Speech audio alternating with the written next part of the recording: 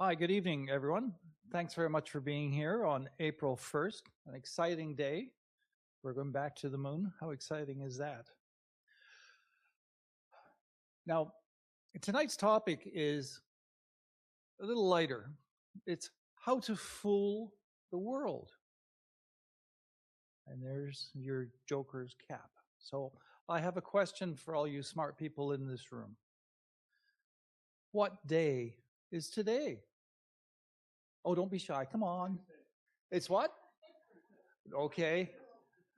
Come on. It's April Fool's. You know that. It's a very special day.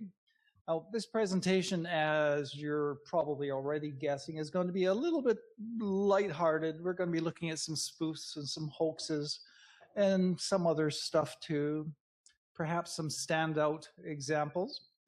So relax, enjoy the moment. This is definitely a low impact evening. Hopefully we're going to learn something and be better for the experience. So April Fools, where on earth does it come from? Did you know that in ancient Rome there was a festival? I've had a hard time believing this. There was a festival called Hilaria. Not Hilaria Baldwin. Hilaria, it was the name of the festival, not a god or a goddess. It was actually the name of the festival. The April Fools has evolved over the centuries, especially in Europe, to be a day for lighthearted fun.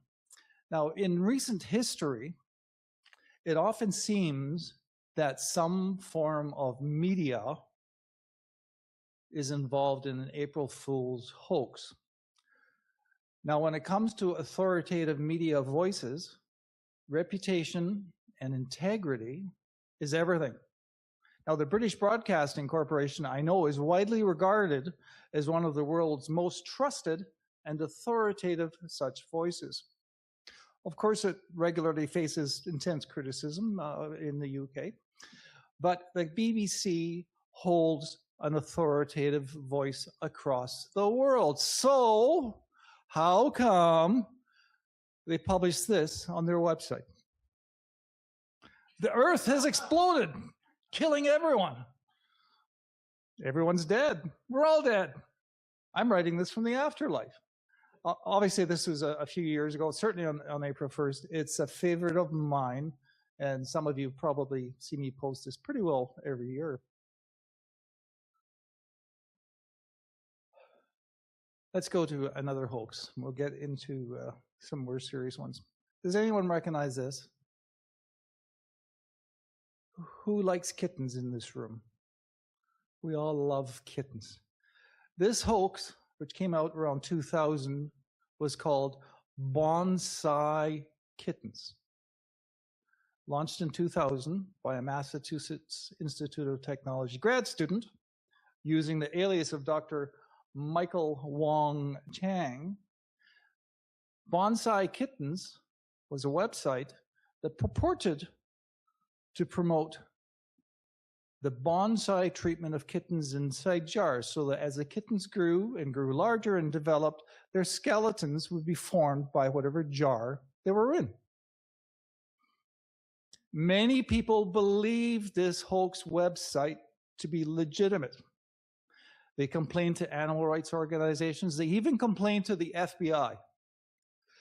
Well, the FBI and several other organizations, including the Humane Society of the United States, looked into this and debunked the idea that this was really serious. Getting a little more sciencey. Who in the room recognizes this? No. Anyone else?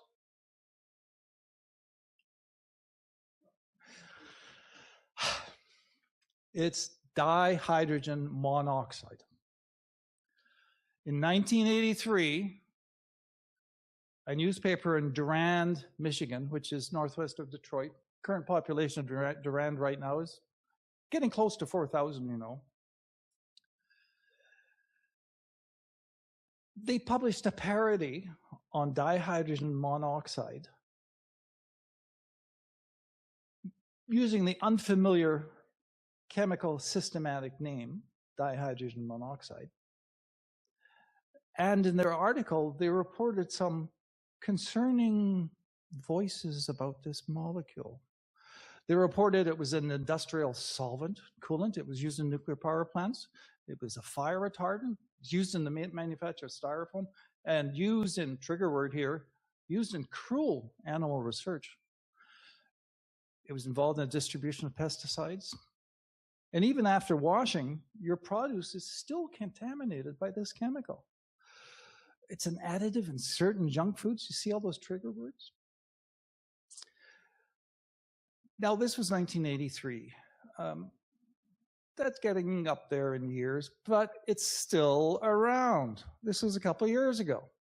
SpaceX is dumping deadly dihydrogen monoxide into a nature reserve. Deadly? Well, yeah, water can drown you. Today, I found this website. It's still out there. Okay, we're going to come back to this sort of stuff. Okay, time to be honest with everyone publicly. Does anyone know who this man is? Okay, no one's admitting. And I'll tell you his name. It's Erich von Däniken. Who in, oh yes, some people in the back are going, oh, I know that guy. 1968, he published The Chariots of the Gods. Who here had a copy of Chariots of the Gods? Dr. Ralph Chu and Jeff Booth and everyone else is going, not me, not me. So von Däniken, who was Swiss, published more than 40 books, some say up to 49. His works always explore ancient astronaut hypotheses. His works have been translated into more than 30 languages, and he sold millions of copies worldwide. A couple days ago, I went on Amazon.ca, typed in his name, and this is what I got back. This is only the start of it. There's pages and pages of his books still for sale today. Now, he certainly has been praised for sparking imagination, offering compelling conversational reevaluations. He has come under some sharp criticism. The core premise of much of his work is that ancient civilizations couldn't have done what they did without the help, the advice of extraterrestrials. Some of his book reviewers have written, riddled with logical and factual errors, relies on argument by assertion. That was assertion. Failing to provide a rigorous proof for his bold claims. Here's one of his bold claims. This statue from the late Jomon period in Japan dates quite a long time ago. Anyone have one of these at home in your library? Wish I did. Well, anyhow, this was interpreted by von Däniken as depicting an alien visitor. It's actually a Dogu figure. It often shows as a humanoid or even an animal, and the actual figure shape changes depending on the time and the region of Japan, ancient Japan. Von Däniken also posited that the Nazca lines high in Peru were actually perhaps landing strips for alien spacecraft. And I must tell you, I was a teenager when I bought this book, and my wife was too, and we were both rather thrilled by it. Ralph, you too? Yes. In one of his later books, The Arrival of the Gods, Däniken also published some images from Nazca, which appear to show some sort of humanoid form. And von Däniken posited that these were likely pictures of the extraterrestrials themselves. Mind you, that idea had rather been published earlier by someone else. But we'll come back to this later on again. But how about you in this room and out there in the internet? Can you create your own hoax these days? You don't need a newspaper. You don't need a broadcasting corporation. Well, I say absolutely, because I've done it. Here's a small sample using more modern technology. Some of you may be familiar with tabloid newspapers. Here's one. This is actually from 1993. That's when Clinton was first, he was the new president back then. So I took this front page from a supermarket tabloid, and I asked an AI, an artificial intelligence generator, for the man and the alien on the left, they will show shock and surprise when a flying saucer arrives and, with a death ray, light up the building to the top right of the picture. You're making fun. So here's what AI returned.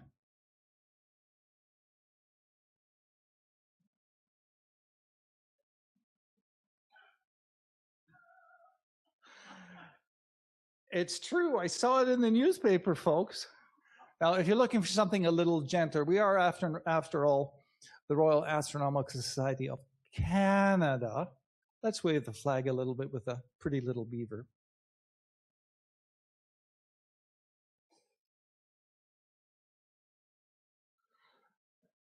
Isn't she adorable?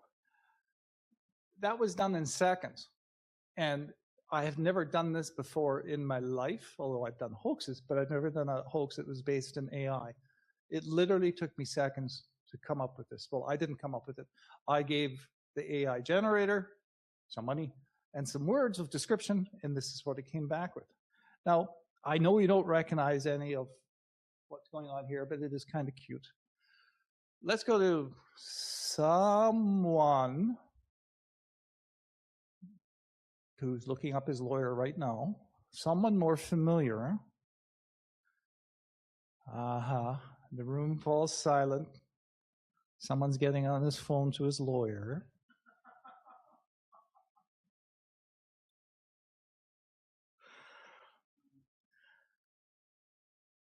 Ralph, thank you so much for your courtesy and your kindness. I owe you a big one.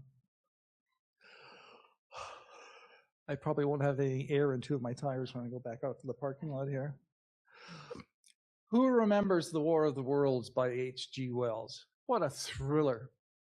Published in 1898, science fiction novel that detailed the catastrophic Martian invasion of the Earth, renowned for pioneering the alien invasion genre, and has been adapted numerous times, most notably in the 1953 film, then a 2005 Steven Spielberg production with Tom Cruise, The Heartthrob, 2019 television series, and a 2025 adaptation. Note that on the title page, he actually has a quote from Johannes Kepler.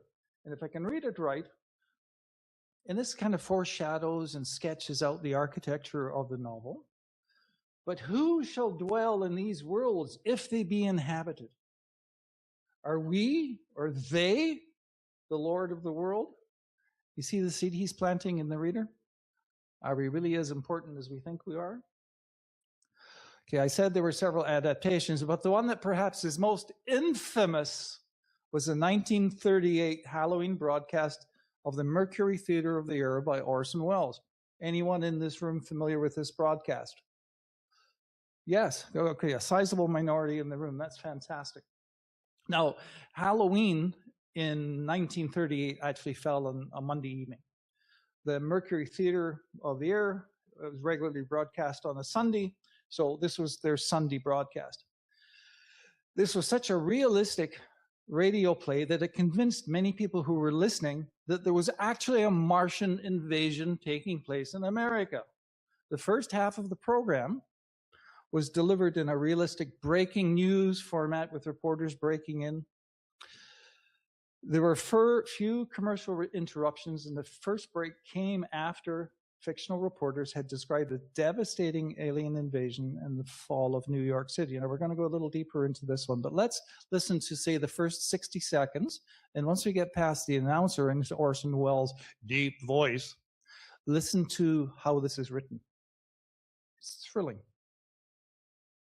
Broadcasting system and its affiliated stations present Orson Welles and the Mercury Theater on the air in The War of the Worlds by H.G. Wells.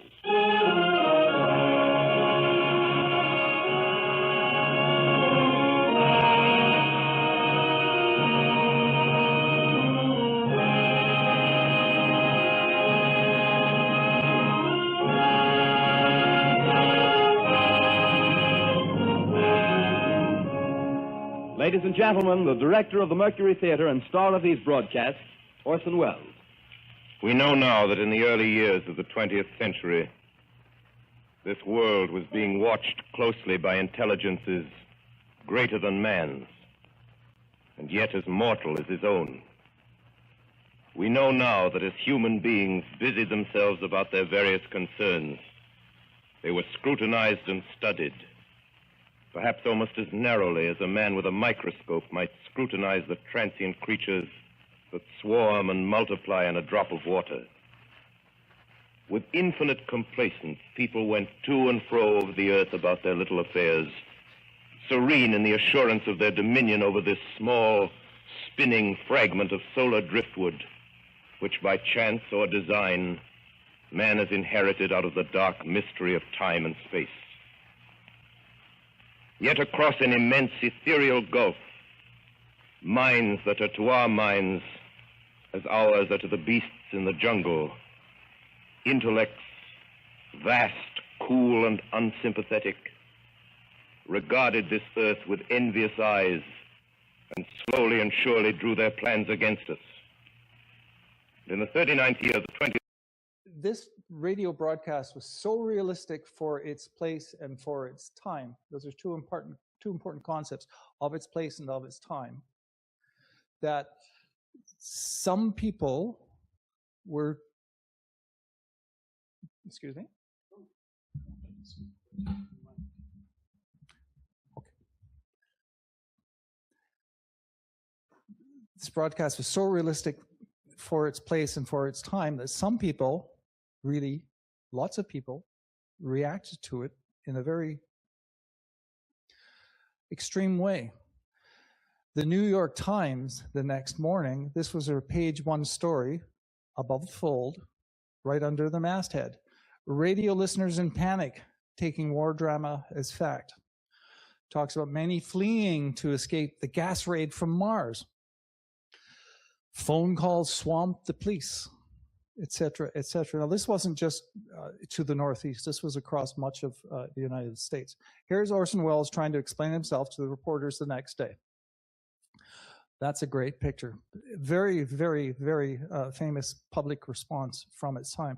In fact, over on the other coast, the West Coast in California, the San Francisco Chronicle came out with a 6 a.m. extra edition. This is an extra edition in addition to the normal morning edition, afternoon edition that we have back then. Some of you may know that my background is print media, close to 40 years, and I was only ever involved in one special edition in those 37 years, and that was the morning of 9/11, when the building started to collapse. So the San Francisco Chronicle came out with a special edition. You can read that so-called foundry-type headline, "Panic Sweeps U.S. as Radio Stages Mars Raid." So people really did react at this time in this place. And if you happen, by the way, to have an earlier version of that book, you can get artwork like this, where you can see one of the Martian machines firing its death ray at Earth targets. There's looks like a side-wheeler vessel beached over there. All right, so we're going to return to some of these folks in a short while, but let's get into the meat and potatoes of this presentation. And it's absolutely coincidental that we're sending people to the moon right now, and they took off about 90 minutes ago, because we're going to talk about the Great Moon Hoax. From 1835, it was published by, here's those newspapers again, it was published by the New York Sun. This particular hoax is regarded by historians and journalists, I'm a journalist, as one of the most successful and influential astronomy-related hoaxes in history. Certainly, it's recognized as groundbreaking, early instance of mass media fake news and satire, it successfully duped a significant portion of the public and even some scientific thinkers of that time. It involved this man, Benjamin Day, and this man, Richard Adams Locke, who were respectively the publisher and the editor of the new penny newspaper in New York, The Sun. It started in 1833, which is a couple of years before the hoax. I believe this is the first edition, and you can see in the top left corner, there's we would call it a brief, where it says published daily, and the text goes on to talk about the 1 penny price and how it is an affordable newspaper for every person. Up to that time, if you wanted to buy a newspaper, they were 5 or 6 cents, which was too much for an awful lot of people to buy a newspaper. So basically, we have a new business model out there on this growing and early mass media market. Their great moon hoax, which came out, as I said, a couple of years later, involved this. What is this? Well, let's look at the picture. It looks like bat-like people flying around, and we have some really odd animals on the ground. If you look at the little box in the lower left corner, it's a story, great astronomical discoveries lately made by Sir John Herschel, the son of William Herschel, the guy who discovered Uranus. Well, guess what? His son was a respected astronomer as well. And there is William Herschel. By the way, when this 6-part series came out, The Great Moon Hoax, William Herschel was nowhere to be seen. He was actually in South Africa doing astronomy. The New York Sun not only attributed these discoveries to Herschel, they published that this information was gleaned from a supplement to the Edinburgh Journal of Science. So right off the top, the Sun is attributing this to 1, Herschel, noted astronomer, 2, the Edinburgh Journal of Science, 2 authoritative, disciplined scientific sources of information. So I went looking to see if I could find the Edinburgh Journal of Science, and sure enough, I managed to find it at an internet archive in San Francisco. This front piece is actually from one of their, I think, 1824 editions. During the 6-part series, the New York Sun ran some sensational pictures. Here's one of them.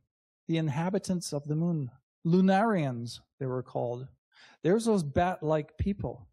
Now, look off to the right. You can see some odd-looking creatures. Some of them carrying infants by the looks of it, and there's some huts behind them. And between the bat-like people and those funny bear-like creatures, which are actually beavers, believe it or not, you can see what looks like an odd bull, perhaps, with horns. Now, this caused such a sensation during its time that it was republished in many places in Europe. Here is an illustration. I take it from an Italian publication, if I can read it right. It says, other new discoveries on the moon by Mr. Herschel. You can see the flying people, well, not people, the flying, that bat-like people, the lunarians. You can see the beaver standing on its hind legs, a bipedal beaver as opposed to a quadruped. And you can see some of the buffalo, but hang on a second. This monitor just went dim a little bit. Are we perhaps losing battery power? Oh, it's plugged in, all right. Okay, so let's stop and think about this for a second. Who is this guy? This guy is the Reverend Thomas Dick. He's actually a Scots clergyman / astronomer who practiced philosophy, combined science and Christianity, and he argued for the harmony between Christianity and science. He was such an authoritative voice in his time that the BBC has compared him to being a Carl Sagan and a Neil deGrasse Tyson of his day. That's the voice this guy had. So here is one of his publications. In this publication, it's about 400 pages. I admit I've only read about half a dozen. He argues that there's life everywhere. Not just the planets, but also their moons and even on Saturn's rings. He spoke of the moon being inhabited by rational creatures, and it featured vegetation and artificial structures made by these creatures. And it was his ideas heavily influenced the contemporary public of that time. His belief was rooted in the idea that God would not have created such an immense series of celestial bodies for them to be empty. Dick argued that creatures in other worlds were likely similar to humans, but perhaps endowed with superior capabilities. His writings were popular in both the UK and certainly the United States. I dug a little deeper into this book, which I found, I believe, in the Internet Archives in California, or was it the Smithsonian? I'm sorry, I can't remember. It might have been both. But as I said, I've only read a half a dozen pages here, but I can express the opinion that his argument that he builds here is solidly theocentric, solidly so. Take a look at that chart on the right page. Let's have a little closer look. In it, he estimates the populations of the planets. He estimates the populations of the moons. He estimates the populations on Saturn's outer ring, so on and so forth, for about 400 pages. I know when I finished reading the half dozen or so pages that I read through, I realized if he saw that I did some work on the Sabbath, he would be beating me with a cane. That's for sure. Solidly theocentric. So we have this set up in the culture of the day. Richard Adams Locke, the editor of the New York Sun, found that this was religion impinging on the freedom of science. So what he decided to do was a series of articles lampooning this. His words are paraphrased here. We'll give you the animals and we'll give you the landscapes that you think are there, and we'll dress it all up with scientific rhetoric. 6-part series. But what he didn't anticipate was that the people of New York, who had been schooled in these beliefs already, remember of their time and of their place, and they simply believed the articles. They simply believed the articles because it was so much like what they had already come to believe and to expect. In fact, some people started raising money to send Bibles to the moon.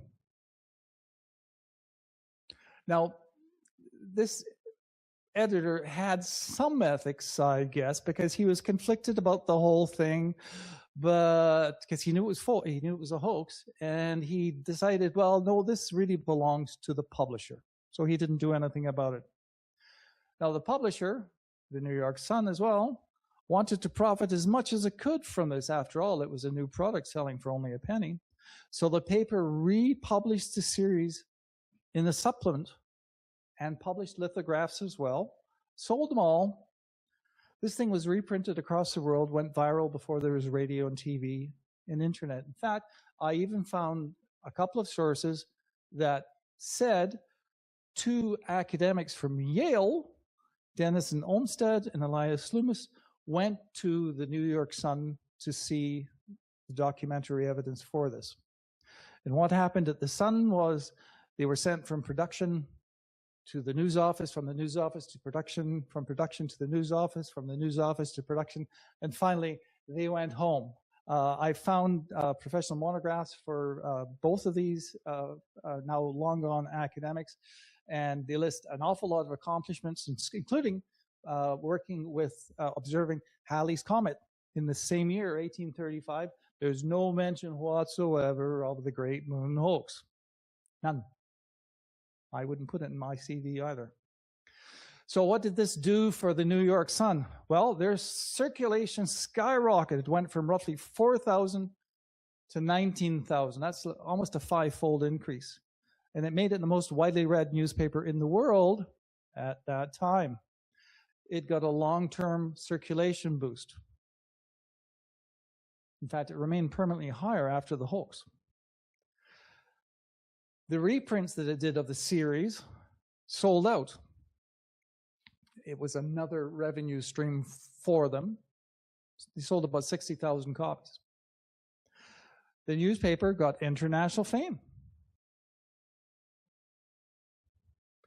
And from a 50,000-foot level, it demonstrated the power of the penny press of the day.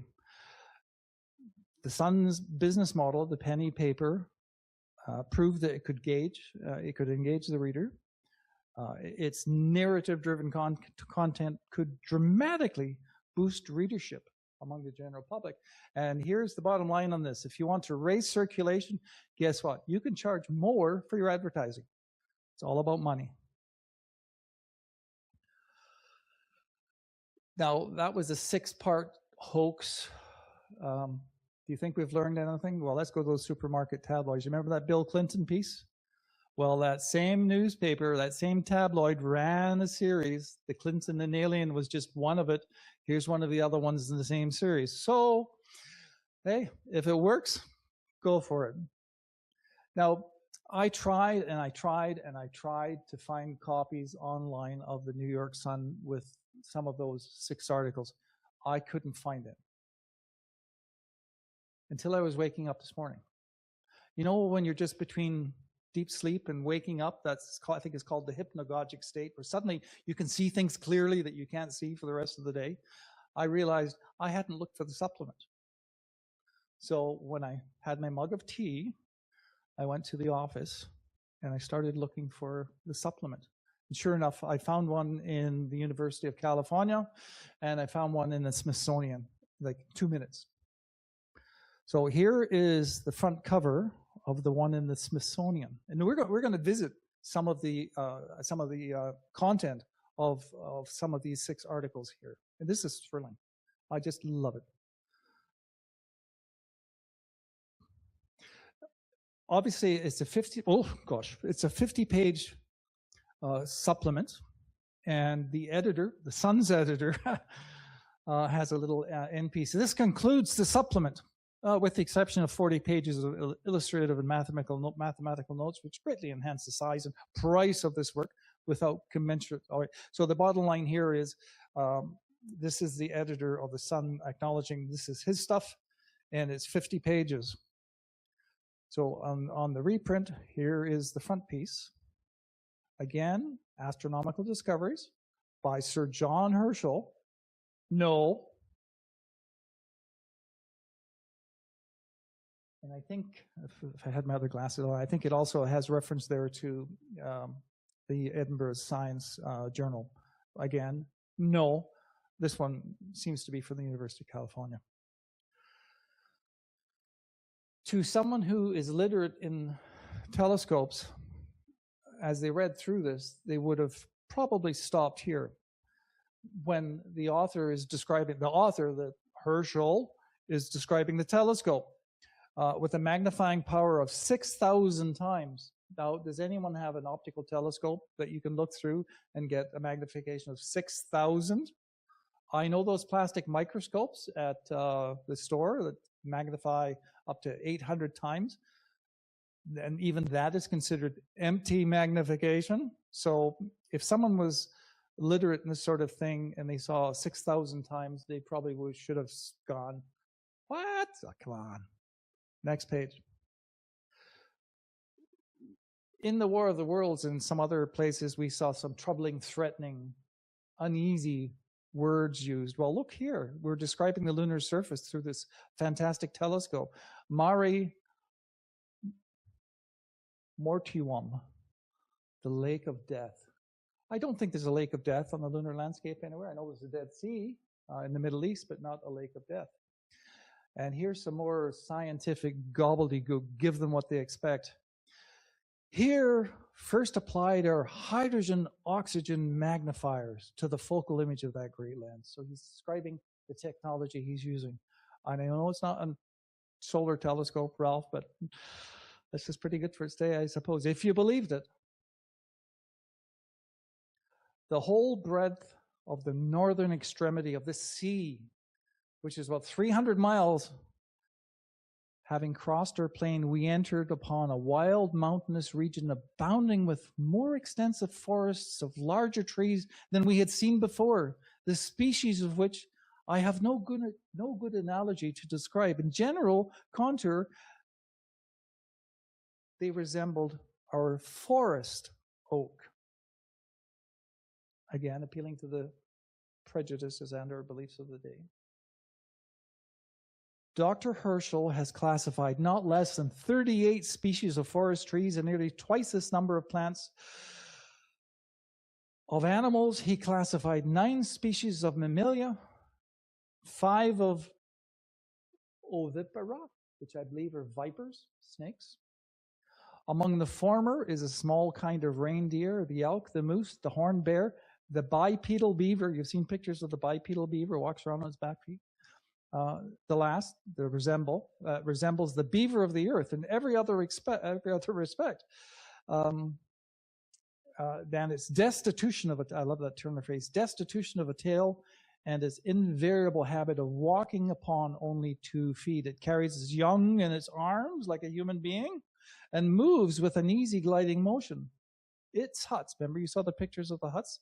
Its huts are constructed better and higher than those of many tribes of human savages. We're going to get into the more interesting stuff.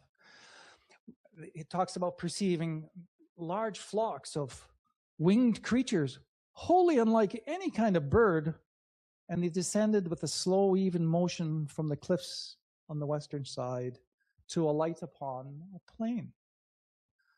They were first noticed by Dr. Herschel. If ever we found beings in human shape, it would be in this longitude, and that they would be provided by their creator, here's that theocentric thing again, by their creator with some extraordinary powers of locomotion. Of course, they had wings. This lens, I don't know if it's a telescope or the other lens you're talking about, this lens soon introduced, gave us, yeah, he's just describing some of the technology. So we'll go to the last sentence. Certainly, these creatures were like human beings, for their wings had now disappeared. I guess they were standing, and their attitude in walking was both erect and dignified. How lucky we are to see that. Here's one of those monographs. Do you fly like that? Sometimes? No. I like to think sometimes I do. Okay, why are people so gullible? Well, let's talk about that. So Richard Adams Locke, the editor, found that this was religion, we're repeating ourselves, found this was religion impinging on free thought of science, and what he decided to do was a series of articles lampooning this belief. We will give you the animals and the landscapes that you think are there, and I will dress it up with scientific rhetoric.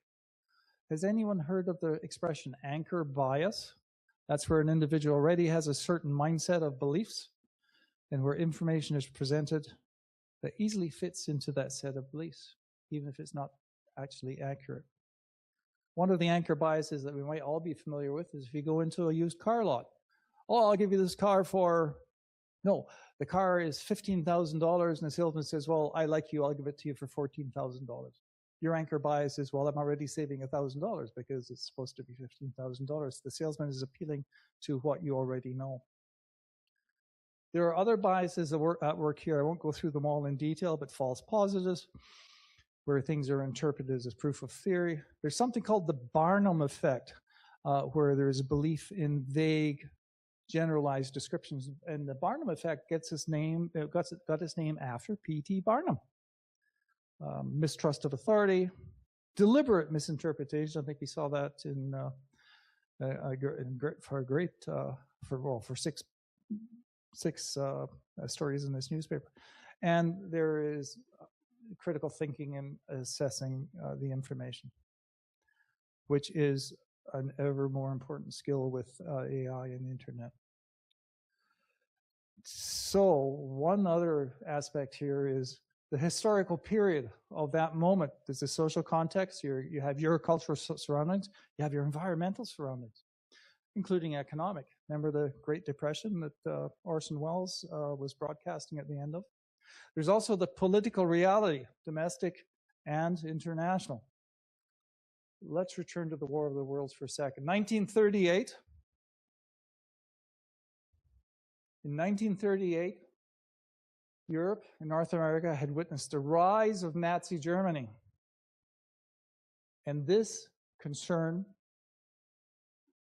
I've learned, heavily influenced the US public's panicked reaction to Orson Welles' War of the Worlds broadcast. It was an invasion. Now, the audience was already experiencing severe anxiety over European war threats. So the war is less than a year away. And people of that generation, especially the adults, have fresh memory of the First World War and the slaughter that everyone was trying to avoid again. 4 weeks before this broadcast, there was the Munich crisis in Europe. It was a diplomatic standoff where basically Nazi Germany threatened war. Does it sound familiar? Does it sound like today?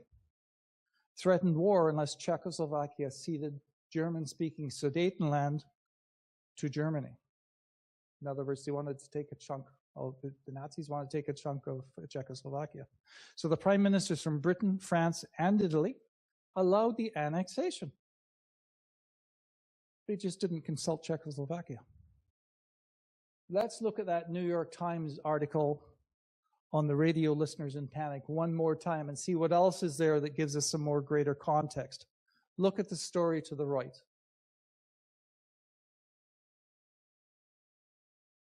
With what we know now, that is just horrible. And this was the cultural milieu that the listeners to the War of the Worlds were part of. This helped influence their reaction. We'll lighten it up a little bit. Here is the favorite author of Ralph and I. But we can have some fun with him, can't we? Ralph? Let's do it. Now, I love going under the hood on a story or on a situation because you often find out other stuff which helps inform you about how something might have developed. And we're going to do that trip right now with Eric von Däniken. So, you know, he published millions and millions of books that were basically hoaxes. So this guy was then sentenced to 3.5 years in jail in Switzerland back in 1970. He was a hotel manager, I believe, at the time, and it turned out he had been committing 12 years worth of fraud, embezzlement, and forgery.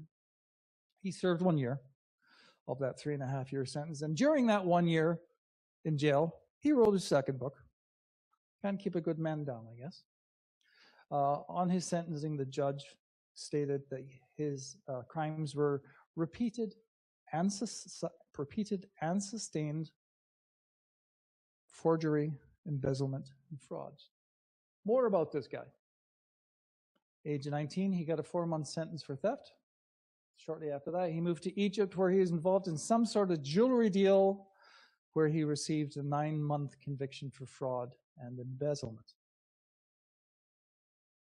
And by the way, his original book was heavily rewritten by someone else of his time, and this someone else was a gentleman named Utermann, who used the pseudonym of Wilhelm Rogersdorf. I'm sorry, my German is awful.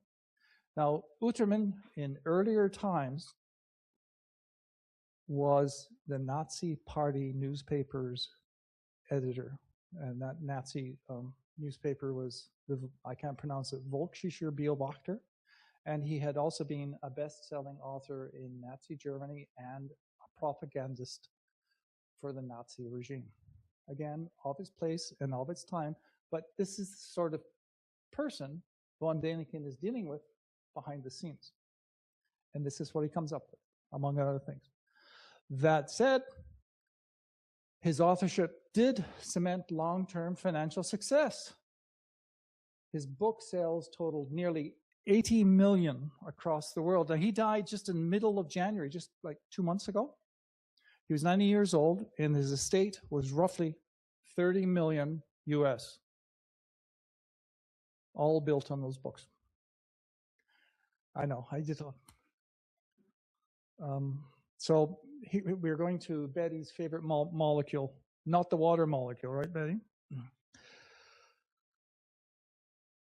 It's interesting that this hoax is still out there. I found this.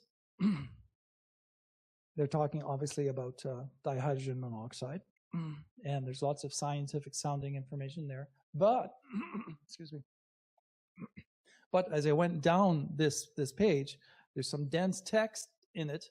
I found hope. And we all know that hope can be a curse, because down at the bottom, you discover this question. What do you think was the author's intended purpose in describing dihydrogen monoxide in this way?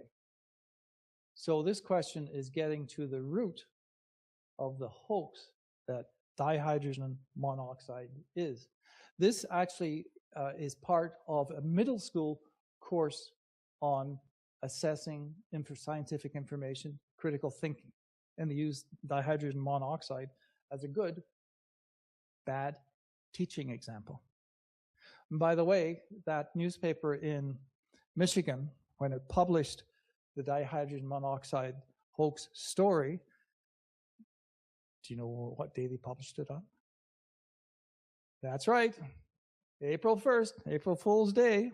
So the motivation behind this parody was to play into chemophobia and to demonstrate how exaggerated analysis, information overload, and a lack of scientific literacy can lead to misplaced fears. Here's a funny, our little kittens again. This was an internet hoax that came out in 2000. In 2000, the internet was still fairly new. This grad student wanted to test internet gullibility. And he found out very quickly there's a lot of gullibility out there in internet land, isn't he? Now, mind you, this also has lived on because there's a German rock band that has adopted the name Bonsai Kitten. Oh, I missed it. Oh, okay. It's a girl band in Germany, and they're pretty outrageous. So again, the Bonsai Kitten. Here's a headline: "The Battle for Truth in Cyberspace." Is it crazy that people would want to deform the skeletons of animals for aesthetic reasons? Well, we've done it to ourselves. You know, hundreds of these skulls have been found in Peru. And sometimes when you see reports on them, somehow the word alien gets into the headline. I made reference to that German girl rock band. There you are. There's one of the covers. I knew we had that somewhere. Okay, so we began this session, and thank you so much all for your patience and your courtesy and not throwing rotten tomatoes at me. When we began this session, we had a question, right? Well, we're going to have another question. I'm sorry, it's a test. I apologize. Here's the question. In 2017, what did the publisher of Collins Dictionaries announce as the word of the year?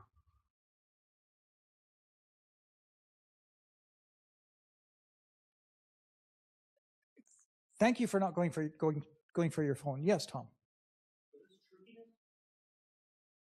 That's your suggestion? Trickiness? Close. Okay. All right. I'm going to give you a clue.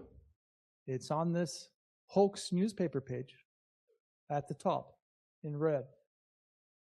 Fake news. There's not a word or an image that is really factual on this page, except perhaps the masthead. Fake news. It's all fake news. So fake news is out there everywhere. Be aware of it. Be critical. If something's too good to be true, chances are it probably is. We're going to go to questions in a second, but how are we for time, Tom? Do we have a couple more minutes? Yeah. Thank you very much. Right. So when I was doing this, as you know, I was playing around with AI video, trying to create some interesting little ditties that we might be able to use legitimately here. I made many more than I could use, but I have a little 1-minute video here of some of them. We haven't got Ralph coming back again. That's going to be the Redux next year when we get the appropriate co-star for you. So if it's okay with you, we'll just play this. There are lots of little things in here that have to do with RASC Toronto Centre. So enjoy, and hopefully the sound's going to come through.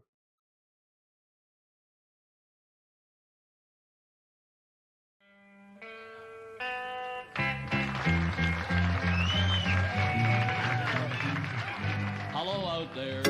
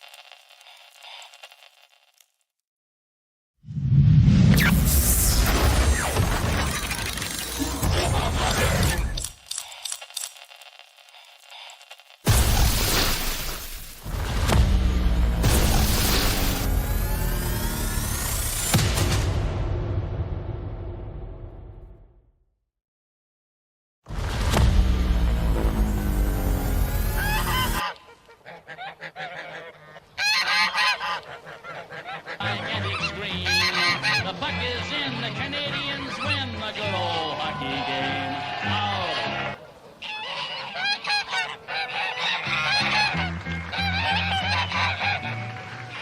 Anyhow, so none of that was true. It was all false, but I know nothing about this technology. This is my first kick at the can. You can imagine how remarkable someone who is familiar with this technology. Okay, so this is time for questions, if we have any questions. Do we have any questions? It's been an honor to be here for you. Thank you very much for your patience, and I hope you've enjoyed it and learned something. Okay, so no questions from the audience. One question online?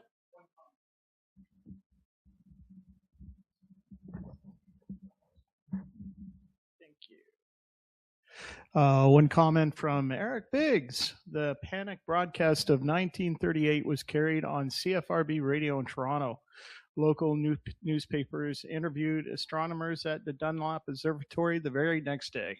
Wow, that's great. I'm going to add that to my next edition of this. Thank you very much, Eric. Following on the point that Eric raised, so what about Canada? Well, you'll be happy to know that we here in Toronto and around the GTA and elsewhere in Canada, well, we didn't miss out on this one either. Toronto radio station and CBS affiliate CFRB also broadcast this edition of the Mercury Radio Theatre of the Air. And following that Toronto broadcast, the Globe and Mail, I think we all know who the Globe and Mail is, the Globe and Mail reported that switchboards were lit up like a Christmas tree with calls from some terrified citizens. Over in Quebec, CFCR in Montreal also broadcast this unique dramatization. Other locations across Canada also received radio signals from U.S. stations too. And there are reports from Manitoba, from Saskatchewan, and from Alberta of listeners scanning the sky for the invasion, with some others planning to evacuate. Now, again, on the Canadian theme, it's worth adding a little end note here.